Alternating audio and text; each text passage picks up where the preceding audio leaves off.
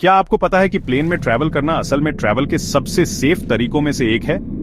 मुझे पता है ये सुनकर शायद आपको यकीन ना हो, पर नंबर्स की बात करते हैं। प्लेन क्रैश में मरने के चांसेस लगभग 1 करोड़ 10 लाख में से 1 होते हैं। ये कार चलाने से 100 गुना कम रिस्की है। IAT के हिसाब से 2023 में दुनिया भर में सिर्फ 5 जानलेवा प्लेन क्रैश हुए थे। हर साल प्लेन क्रैश में 300 से भी कम लोग अपनी जान गंवाते हैं, जबकि रोड एक्सीडेंट्स में लगभग 13 लाख जाने जाती हैं। शॉकिंग कंट्रास्ट है ना? पर प्लेन क्रैश होते क्यों हैं? वेल, उनमें से करीब आधे, लगभग 50% पायलट की गलती की वजह से होते हैं। ये कुछ भी हो सकता है, जैसे कि कोई गलत डिसीजन लेना, थकावट या फिर खराब विजिबिलिटी। लगभग 20% मैकेनिकल फेलियर की वजह से होते हैं, जैसे इंजन इश्यूज या टेक्निकल प्रॉब्लम्स। वेदर करीब 10% क्रैश के लिए जिम्मेदार होता है, सोचिए तूफान या भारी बर्फ। और 10% टेररिज्म या तोड़फोड़ की वजह से होते हैं, जैसे बम धमाके या हाईजैकिंग। और एयर ट्रैफिक कंट्रोल की गलतियां वो सिर्फ 5% होती हैं। अब बात करते हैं हिस्ट्री के सबसे बुरे प्लेन क्रैश की। 1977 का टेनेरिफ डिजास्टर अब तक का सबसे जानलेवा क्रैश है। 583 लोग मारे गए थे जब 2 बड़े बोइंग 747 रनवे पर टकरा गए थे। फिर है 1985 का जापान एयरलाइंस फ्लाइट 123, जिसमें पीछे वाले हिस्से में हुए एक्सप्लोजन से 520 लोगों की मौत हुई थी। भारत का अपना Charkhi Dadri mid air collision 1996 में हुआ था, जिसमें 349 लोग मारे गए थे।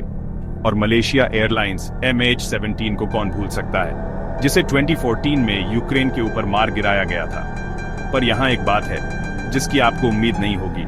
95% से ज्यादा पैसेंजर्स असल में प्लेन क्रैश में बच जाते हैं।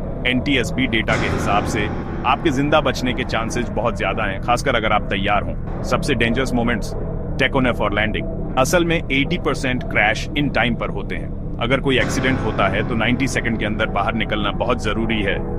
कभी सोचा है कि वो ब्लैक बॉक्स क्या होता है जिसकी सब बात करते हैं? हर प्लेन में असल में 2 ब्लैक बॉक्स होते हैं, और एक मजेदार बात, वो ऑन रेंज होते हैं, ब्लैक नहीं। एक फ्लाइट डेटा रिकॉर्ड करता है, जैसे स्पीड और अल्टीट्यूड, और दूसरा कॉकपिट की बातें रिकॉर्ड करता है। ये बॉक्स बहुत मजबूत होते हैं। ये आग, पानी, यहाँ तक कि बड़े बड़े इम्पैक्ट से भी बच सकते हैं। मॉडर्न सेफ्टी इंप्रूवमेंट्स की वजह से अब क्रैश पहले से कहीं ज्यादा कम होते हैं।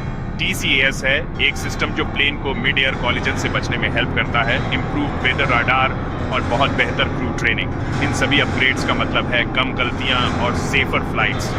पर सभी एयरलाइंस का ट्रैक रिकॉर्ड अच्छा नहीं होता। सोवियत एरा में एरोफ्लॉट खराब मेंटेनेंस के लिए बदनाम था।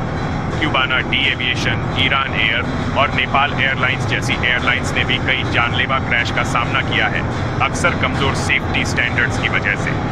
अगर आप हाल के ट्रेंड्स को लेकर परेशान हैं, तो रिलैक्स कीजिए। 2023 में दुनिया भर में सिर्फ 5 जानलेवा क्रैश हुए थे। अफ्रीका में अभी भी सबसे ज्यादा एक्सीडेंट रेट्स हैं, खास करके पुराने प्लेन और कमजोर रेगुलेशंस की वजह से। और बोइंग 737 मैक्स याद है, 2018 और 2019 में 2 क्रैश के बाद इसे दुनिया भर में महीनों तक बैन कर दिया गया था, जब तक कि सुधार नहीं किए गए थे। किसी खास प्लेन क्रैश के बारे में जानने के लिए उत्सुक हैं या फ्लाइट सेफ्टी के बारे में और जानना चाहते हैं?